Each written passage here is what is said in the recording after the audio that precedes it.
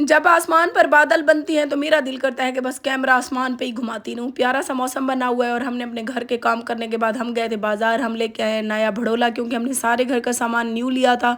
लेकिन जो हमारी गंदम वाला भड़ोला था ना, वो काफ़ी पुराना था, 5-6 साल पुराना। और आपको पता है आपकी बहन आरजे महविश को पुरानी चीज़ें पसंद नहीं है। मैं कहती हूँ घर में चीज़ें नई नई होनी चाहिए। और ये खूबसूरत सा भड़ोला 30 मन का लेके आए हैं। पहला जो था हमारा 15 मन का था। अभी बच्चे आपको पता है बड़े हो रहे हैं। बिस्मिल्लाहिर्रहमानिर्रहीम, अस्सलाम वालेकुम। उम्मीद है हमारे तमाम यूट्यूब पर देखने वाले बहन भाई खैरियत से होंगे। अल्लाह ताला के करम और आप सब बहन भाइयों की दुआओं से जी हम भी बिल्कुल खैर आफियत से हैं।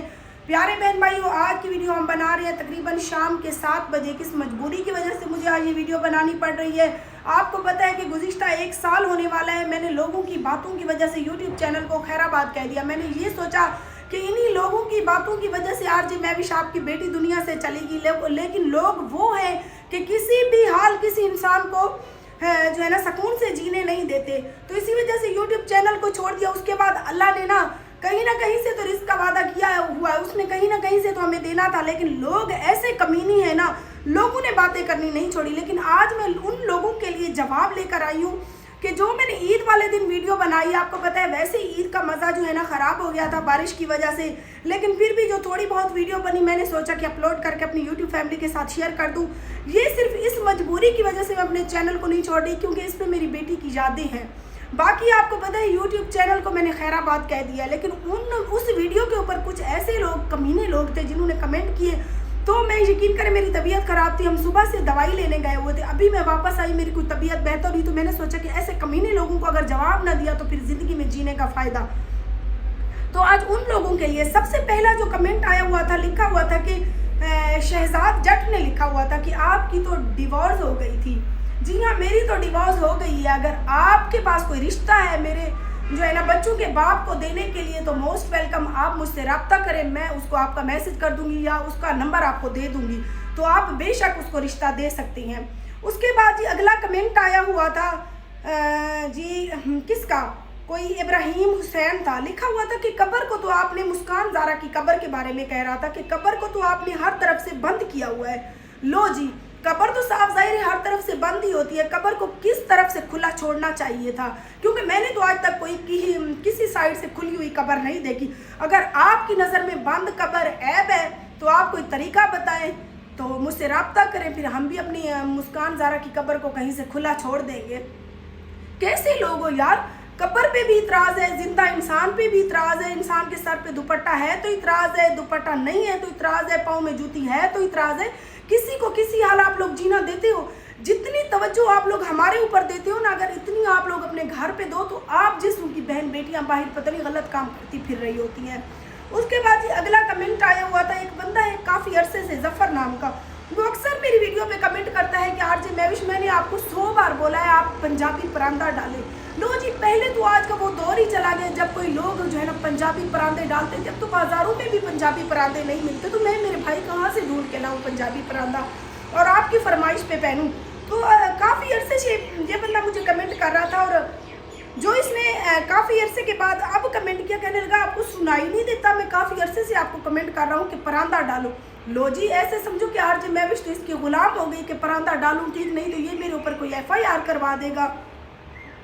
पहले तो मेरे पास पंजाबी परांदा नहीं है। हाँ, अगर आपकी नज़र में कहीं से कोई खूबसूरत परांदा मिलता है तो आप मुझे मेरे एड्रेस पर सेंड कर दो, फिर मैं डालकर वीडियो बना लूँगी। वैसे मैं किसी की कोई ज़र खरीद गुलाम नहीं हूँ। उसके बाद ये अगला कमेंट आया हुआ था मुश्ताक अहमद का, ये अलम कौन सा लगाया हुआ है। लो जी, अलम तो हर कोई, हर घर में अहल तशी हो या जो है ना मौला अली को मानने वाले हों, वो अलम लगाती हैं।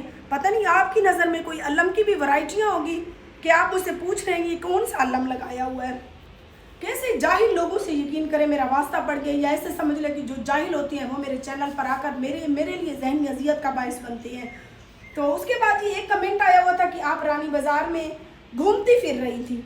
अच्छा जी, मैं रानी बाज़ार में घूमती फिर रही थी तो साफ ज़ाहिर है हमारे DG खान का बाज़ार ही वही है। जब पूरी दुनिया वहाँ पे शॉपिंग करने जाती है तो मैं भी साफ ज़ाहिर है वहाँ पे कुछ ना कुछ लेने गई थी। तो ये तो नहीं है मेरे लिए कि मेरे लिए रानी बाज़ार में जाना मना है, मैं रानी बाज़ार में नहीं जा सकती। आपकी बहन बेटियों के लिए बना हुआ है, आप मुझे बता दें कि आपकी बहन बेटियों के लिए रानी बाज़ार है, मेरे लिए नहीं है तो मैं नहीं जाऊँगी।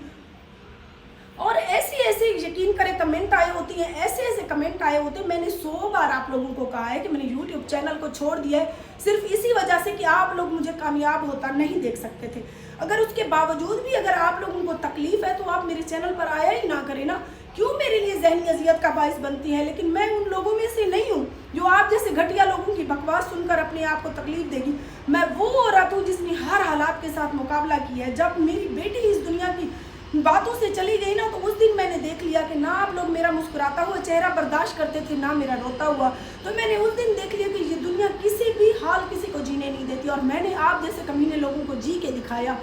आप लोगों ने मेरे ऊपर इतनी बातें की कि जवान बेटी को खा गई, जिसने पैदा किया है ना उसकी रूह भी उसी के हाथ में थी। जितनी वो ज़िंदगी लेकर आई थी उतनी ही उसने जीनी थी। बाकी आप जैसे कुत्तों के भौंकने की वजह से मैं जीना नहीं छोड़ूंगी। बाकी जो मेरे ऊपर भौंक रहे हैं, जिन लोगों ने बकवासें की, उनको मैं यही कहूँगी कि आप जैसे लोग ऐसे ही भौंकते रहोगे और अल्लाह ताला मुझे मज़ीद कामयाबियाँ अता करेगा। और मैं जितनी ज़िंदगी इस दुनिया में लेके आई हूँ ना, मैं अपनी खुशी खुशी गुजार के जाऊँगी, ना कि मैं कोई मासूम बच्ची हूँ कि आप जैसे भौंकने वाले कुत्तों की वजह से मैं जीना छोड़ दूँगी। बाकी कुछ लोग ऐसे भी थे कि आपका शौहर जो है पाकिस्तान आया हुआ है, हमने उसकी वीडियोस देखी हैं। तो पाकिस्तान आप लोगों ने ख़रीदा हुआ तो नहीं है कि आप लोगों ने ख़रीदा हुआ है कि उसको पाकिस्तान आने नहीं दोगे। अगर वो पाकिस्तान आया हुआ है, आप लोगों से बस चलता है आप लोगों का, तो आप उसे रोक लो, उसका पाकिस्तान का वीज़ा ही ख़त्म करवा दो कि वो गैर मुल्की बैठा रहे। जितना पाकिस्तान आपका है उतना मेरा है, उतना उसका है। उसने साफ ज़ाहिर अपने घर आना था।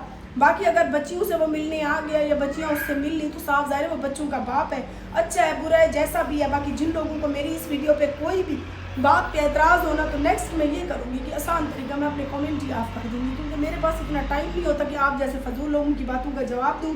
और वैसे भी अब मैंने टेंशन लेनी छोड़ दी, अब मैं टेंशन देने वाली बन गई हूँ उन लोगों को जो भोंकते हैं मेरे ऊपर।